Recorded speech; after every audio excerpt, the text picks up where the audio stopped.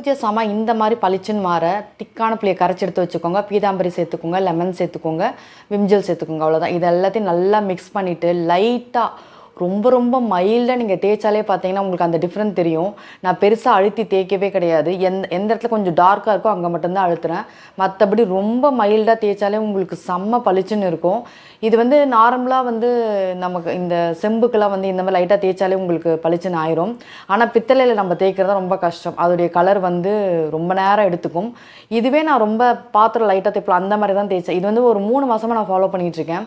எனக்கு நல்ல ரிசல்ட் இருக்குது. நம்ம நிறைய அந்த லிக்விடு என்னென்னவோ நம்ம ட்ரை பண்ணுவோம்ல, அதுக்கு பதிலாக நீங்கள் இதை ஒரு வாட்டி ட்ரை பண்ணுங்கள். கண்டிப்பாக உங்களுக்கு ரொம்ப பிடிக்கும். இது வந்து நான் ரொம்ப நாளாக வந்து யூஸ் பண்ணாத ஒன்று. அதை தான் நான் உங்களுக்கு எடுத்திருக்கேன். ஒரு ஆஃப் மட்டும் எடுத்திருக்கேன் பாருங்கள். இந்த எட்ஜிலலாம் கொஞ்சம் ஒரு மாதிரி இருக்குன்றதால லைட்டாக நான் தேய்க்கிறேன். மற்றபடி மெதுவாகவே நம்ம ஜென்டிலாக பண்ணாலே போதும். அதுவே வந்து சூப்பராக பளிச்சுன்னு ஆகிடுது பாருங்கள். எவ்வளோ சூப்பராக பளிச்சுன்னு அது ட்ரை பண்ணி பாருங்கள். உங்களுக்கு கண்டிப்பாக செட் ஆகும்.